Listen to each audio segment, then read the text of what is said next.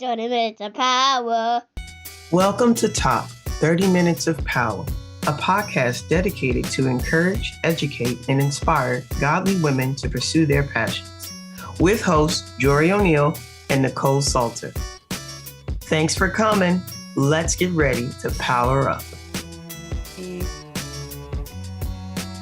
Welcome to 30 Minutes of Power, your one-stop shop for all things encouraging and motivating for godly women.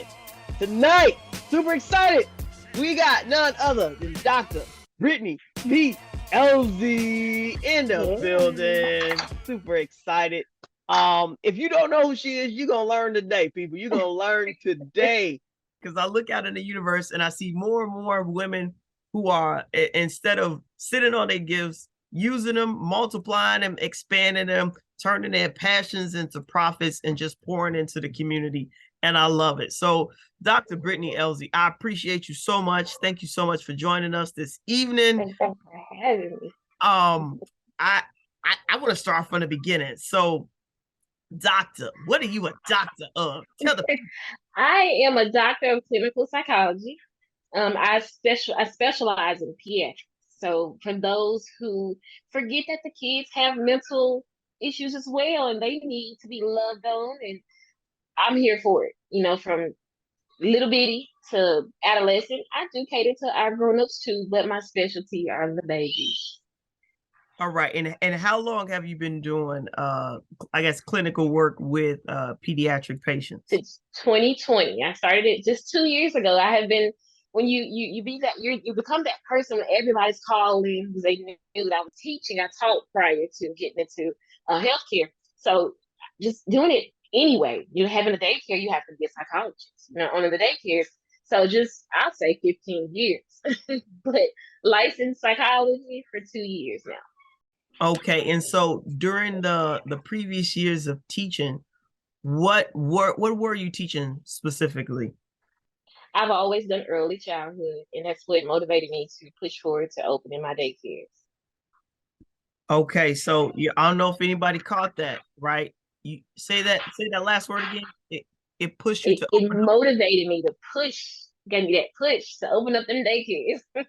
She said daycares, people. I don't think y'all heard that. Daycares. It's more than one. Look, listen. Woo, ain't God good? Woo! I'm excited for that. All right, so she's a doctor of psychology for little bitties, multiple daycares. What else are we doing? What else we doing, Doc? What else we doing? Most importantly, I'm a mama and a wife. I'm a conqueror. That's the big thing.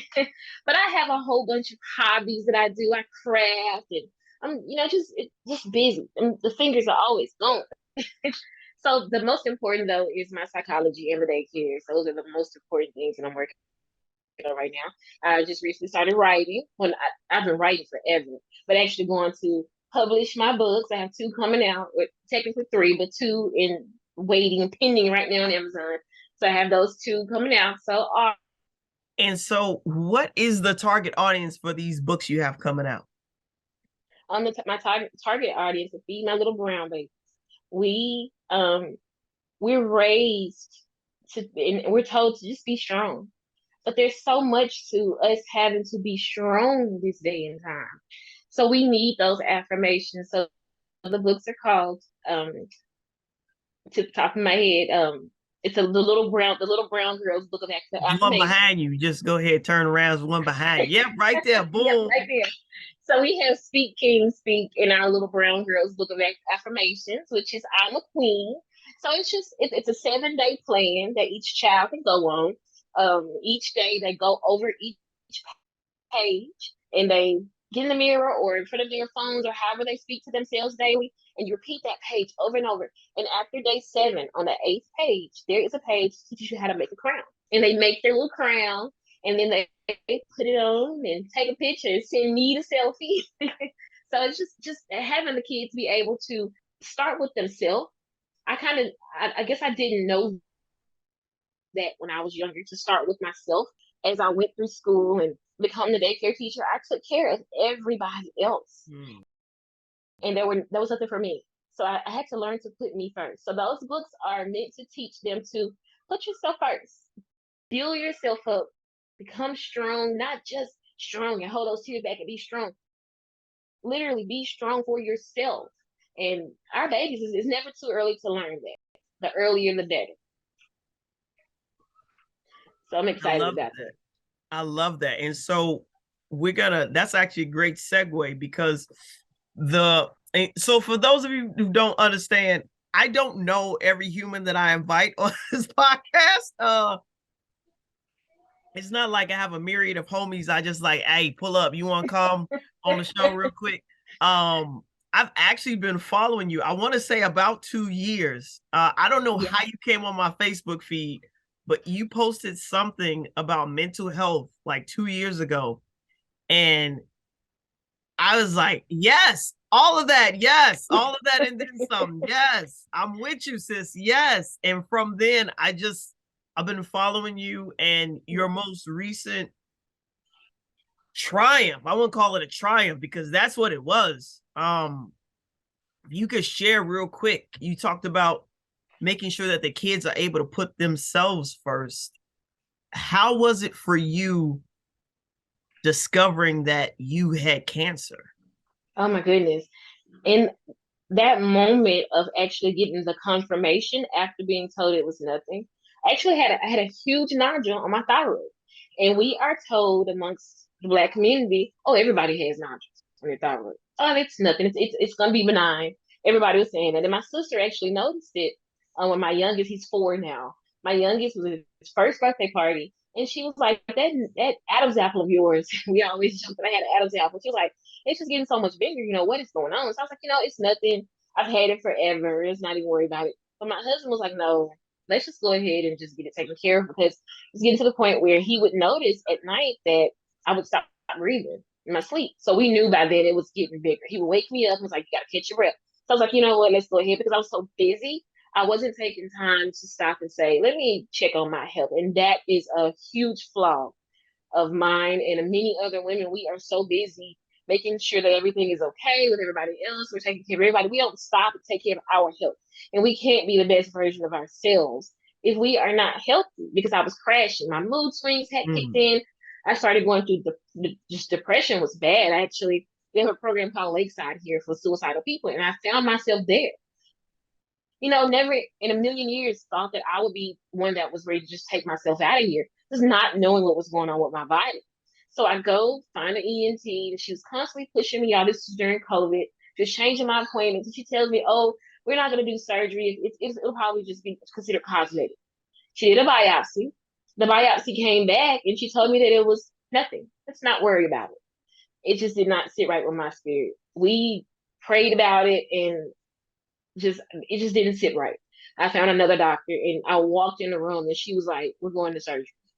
We're going to surgery. So we did another biopsy, ultrasound, and she found an 8-centimeter nodule. It was the size of a tennis ball. Maybe it was bigger. It was actually a golf ball. No, tennis ball.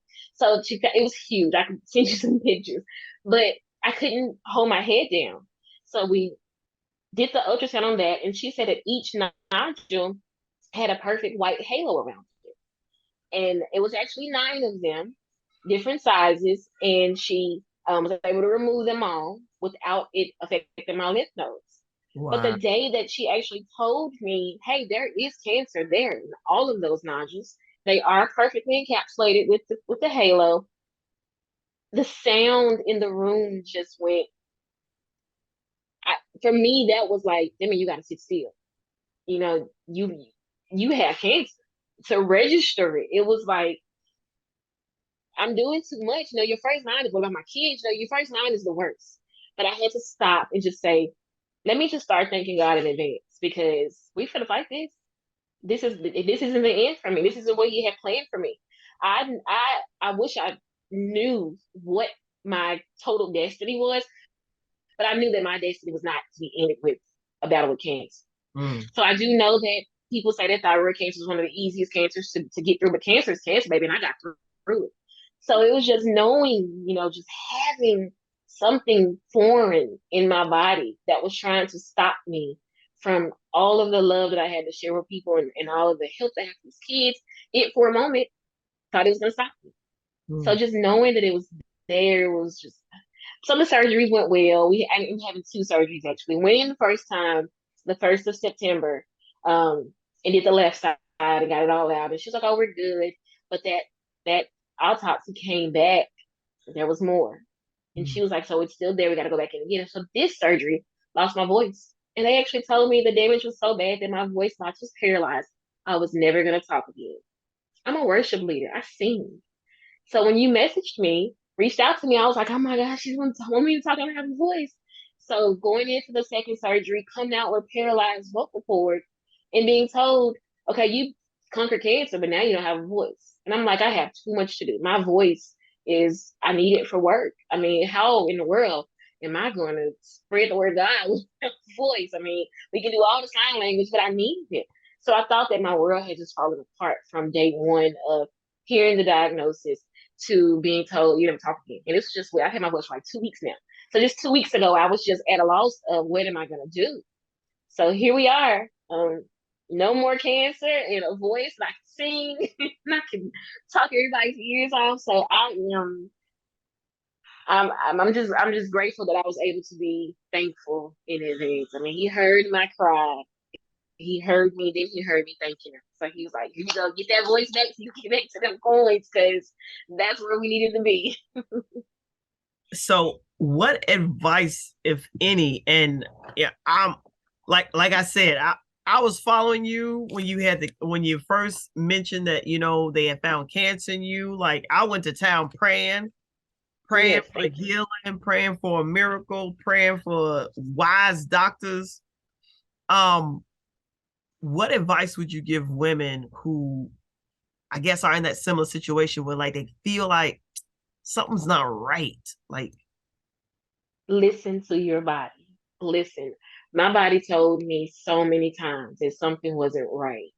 And just listen to your body. He made us so unique, but so our bodies are so smart. The makeup of our brain is just so smart, and it talks to you. I don't care if you have weird cravings. There are certain foods that your body will say that you want, but really it's something that your body needs. Something is off. So listen, go get your physicals, those annuals, get those. Don't ignore those because you don't want it to go too late. I got to stage 2 of my cancer. And had I taken that first advice of, oh, it's nothing, it would have been too far to repair. So listen to your body. And if you don't trust the first opinion, a second opinion is okay. Go get a second opinion.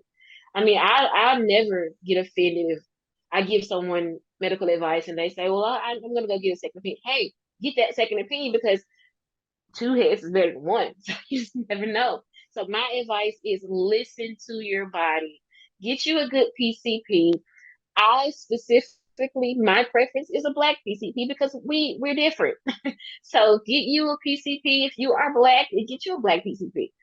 Children, get you a family PCP who will understand your family. There are a lot of things that are genetic and hereditary. Get you a family doctor who can tend to your whole family, like we do in my clinic. We do from the oldest, I mean, from the youngest to the oldest. We do full wellness, total body.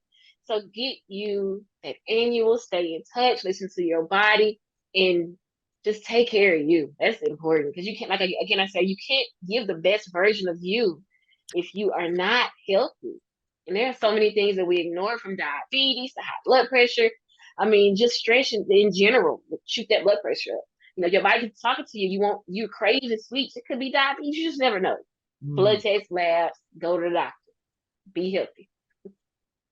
I love that. And if you could walk me back real quick, because when I first started following you, you had just moved. So what was that transition like? Because here you are in this new space, got a doctorate now, you opened up your clinic, 2 daycares popping off, you writing books. Like, what was that transition? Because I'm thinking you doing that 2 years, you doing the most. Like, were you doing all these things prior, or did the move shift your movements? You must have come right in when there's not enough time in the world for me to even tell you. We actually went through a rough patch, financially. Our babies were back to back. I had to go on bed rest immediately when I found out I'm pregnant, not knowing that had something to do with my thyroid. My body was rejecting my pregnancies. So I was going on bed rest with each baby. So with our last baby, I can't remember exactly what happened to where his job laid off and I was at home in the bed. We were broke. We had exhausted the savings, the 401k, you pull it just to stay afloat. And we were renting beautiful home and the owner sold and we didn't know. So when I get a call at work, this was no, I was actually home that day, going out to get the kids, and someone called me and said, "Hey, your stuff is in the front yard." And I'm like, "Wait, what?" They waited until I left to go get the children. We were months a month when they got a new owner. They went in, they waited and went in while I was going to take children to school, and they began to evict us. So I'm calling asking what is going on. We're paying you $1,500 rent. What's going on? He was like, well, I don't have any history of your lease. We're new. We don't have any paperwork. So right now you're trespassing. And we've been calling you. I'm like, no, my phone number's been the same for 15 years. You ain't been calling me. Because when we're emailing, who emails regarding an eviction? So we end up staying in a hotel for months. New baby. I mean, I'm sitting there like, okay, what's going on? So I'm trying to keep everything together. At that time, I had my home daycare. So, I mean, my businesses were in the yard. Everything was basically stolen. And it was my husband who went out and found our house. He was like, I'm going to get my family settled. We're going to get it back together. And from that moment on, finding the house, getting those keys. And I think you may have seen the video where I rode up when my son was like, we want a big house. And I'm like, I'm home. And we pulled in. And literally from that week, I went back to work. And it was just like, it just gave me a push to go from nothing to a reason to go harder for something. I guess I was comfortable and God needed to shake the tables. I was comfortable. Living check to check. We were technically broke. So we were barely making it, but we were comfortable. And God was like, this is not what I have for you. So get up, get moving. And it was like, it's easy to stay at home with the babies or you finish up school. And, it was easy, but it wasn't meant to be easy. Nothing that we're supposed to have is easy. So I said, let me get up, get back to work. I was working at a pediatric clinic at the time, with part time, like just a little bit where I could get the feel of the clinical psychology, get the hands on. So we basically just went out and we both got to work, and he got his tow trucks and started towing, and the money started rolling in. I'm like, okay, this feels good. We back to work, we're getting it going, and just keeping it going was the motivation. When you look at the little babies looking at you, and they don't know their mom and dad was going through something, and they called the vacation room, living in a hotel and paying $500 a week for it. You didn't want to stay in a hole in the wall because you wanted the transition for the kids to be as easy as possible. So we tried to keep everything good while we were going through it, which was the most of the motivation. Keeping my little girl who's looking at me like, okay, mama's. That motivation was them babies. And just keeping it busy with them and continuing to dream. Don't stop dreaming. Whatever it is that you dream to do, let that be your motivation. I never did the vision boards, but I write down notes, my plans, set goals on paper, dates. And I promised myself, literally vowed to myself, you're gonna make those dates. So we literally went from evicted to the house you probably saw us pulling up to in the video. So it all worked out. I mean, it's like I said, the motivation. Those kids, they look up to you and they don't know. So all they know is what you show them. So we had to show them that hard work would get us where we wanted to be, where we need to be. And we got a long way to go to get to exactly where we want to be. But they were definitely the motivation. Wow. Okay. So I don't know where you go from there, but Nicole's writing in the chat. I thought she was away watching babies, but she clearly is here Listen Hey, and love Nicole. it. Nicole, you have any questions or thoughts? I mean, I could keep going. She said that she went from broke renting out a hotel room to listen. If y'all don't, y'all need to follow her. Where can they follow you? They need to buy your books. They need to sign up for what is this called? Mental health counseling. You got virtual counseling? Yes, I do mostly virtual. I do virtual now, literally all day. I'm on that computer. But the easiest way to reach me is through Facebook. So you can look me up on Facebook by my first and last name, or my maiden name as well. So it'll be Britney Powers Elzey, which is Elzey. But it's easiest to reach me there right now. I'm always available. Like I said, my virtual, it started through social media when people just needed somebody to talk to. Just encouraging people just through a post. You just never know who your post is reaching. There are so many people who think they're going through things alone. And there were things that I was going through. I thought I was alone. And you just never know. So easiest way to reach me is through Facebook. Every week, but you'll recognize it from my pictures. So it's very easy to reach me there. And when does your book or your books, when do they release so we can buy them, we can support you, we can get some information for our brown babies? Yeah, Amazon, they're only going on Amazon for now, just because I just want to give a test run to see how this goes. So they'll be on Amazon. I think I maybe have like another day or so. They say about 72 hours it will be live. So I should be coming up today or tomorrow. We should be ready. But get that book because it's for them babies. I'll probably put it on the ebook as well. So the ebook will be there for them as well. Boy, you can't make no crown from no ebook. I've tried. It's hard. I think for me, it's just being able to get the word out there. I was telling my kids the other day, my son's like, "Are we rich yet?" I'm like, "Well, I ain't wrote enough books to be rich yet, but I want that book to get out there because somebody has to start somewhere with teaching these kids how to love themselves. We can tell them all day, but when they have their own book and they can just open it up and read the words and make your own crown and adjust your own crown, come on, they're gonna love it. So I just want to get it out there, making money or not."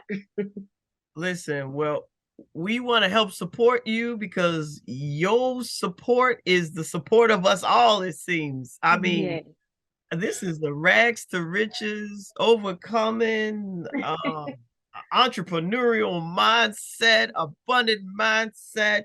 No means yes to God. Goodness. I might have to break this up into 72 episodes. I'm here for it.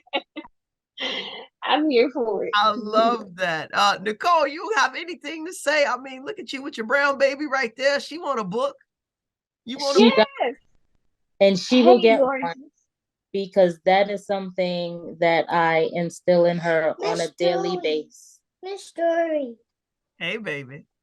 Ew. We'll definitely make sure she gets a book. We'll be sure to get her a book. And send me a picture when she make her crown. I want to see that. Yes. That is something that I teach her over and over and over again. So we go through a lot of motivational talks and affirmations, especially when we're doing her hair. Yeah. And her hair is always some crazy cool color. Yes, so. Look at that. That's awesome. I love your hair. She has so much hair. So we keep it braided, and the way we keep it interesting is we have a new color every month. That is awesome. Yes, be you. Be you. Wear that blue hair, any color you want. Be you. I change my hair every week.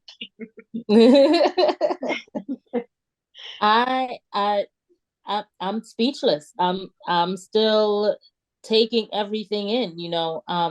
The other day I was watching a show with my husband, and it was about a lady who was pregnant, and she kept telling the doctors that something's not right, something is wrong.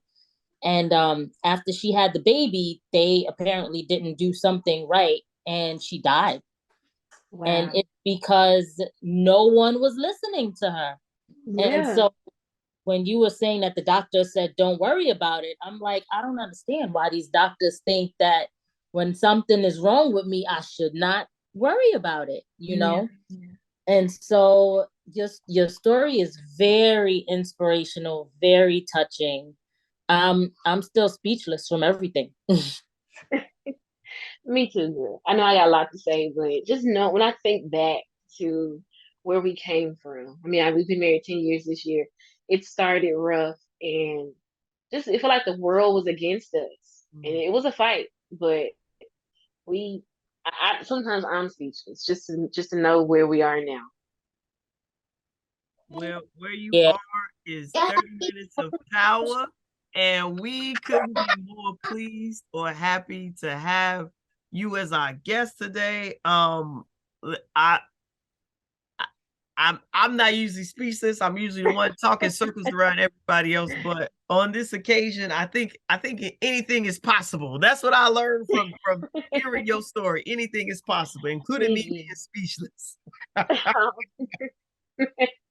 Well, I'm so grateful for you having me. I mean, like I told my husband, technically this is like my first time actually talking about what I've gone through, publicly. I mean, people who are close to me, y'all on social media, y'all know what's going on. But as far as just putting it all out there, this is the first time, and it really feels good to people to let people know that you're not alone.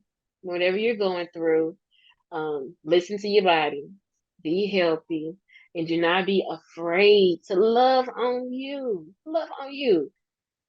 That's important. That's really the biggest thing. Everything I'm working on is about self-love. My clinic name is called Philosophical Wellness, and philosophy stands for self-love because self-love is a selfish kind of love. Love yourself. So it's important, and that's what I'm here for. Well, we're grateful that you're here, and I want to say we love you. Thank you so much for just sharing with us your heart. Like I'm very big on stories. Stories that's my world. Nicole knows that. Like I love me some stories, but your story outside of being inspirational, I want to say your story is it, if nothing else, it helps frame the idea that you have to figure out what it is that's going to push you to that next level. And for you, it was your kids. Yeah. And for somebody else, like figure out what that motivational piece is. And once you get that, right, once you figure out that why, like why are you doing all this, that why, the underlying why, I'm telling you guys, it is rocket fuel. If I've said it today, I've said it before, your why is probably the most crucial part of your story, of crafting your story. And Britney, thank you so much. I want to disrespect you. Dr. Elzey, I appreciate you. I appreciate you coming on. It's finally actually good to meet you and talk to you in person. And I'm looking forward to see what God has in store for you next, sis. Like for real, like blessings upon blessings. I'm super ecstatic about your full recovery, right? Yeah. What man says, God says, nah. Yep. I got something better. And man, I'm excited to see what Daddy has in store for you. And I will love to share. You know how I am. I overshare, so I'm gonna share. We here for it. We here for that part. Well, folks, it's been 30 minutes of power. Man, Dr. Britney, appreciate you coming through. Nicole Salter, Dory O'Neill, people, be an empowered woman, using your power to go out there and empower others. Have a great evening. God bless you guys. Good night. Peace. Thank you for listening. We pray you have been empowered by the message. If you'd like to be a part of the conversation, join our free Facebook group, azironsharpensiron. Every Monday, 7:30 Eastern Standard Time, meet us back here for another session of empowerment. Share this episode with another woman who needs to be empowered. And don't forget to like and subscribe. Until next time, be an empowered woman using your power to empower others. 30 minutes of power.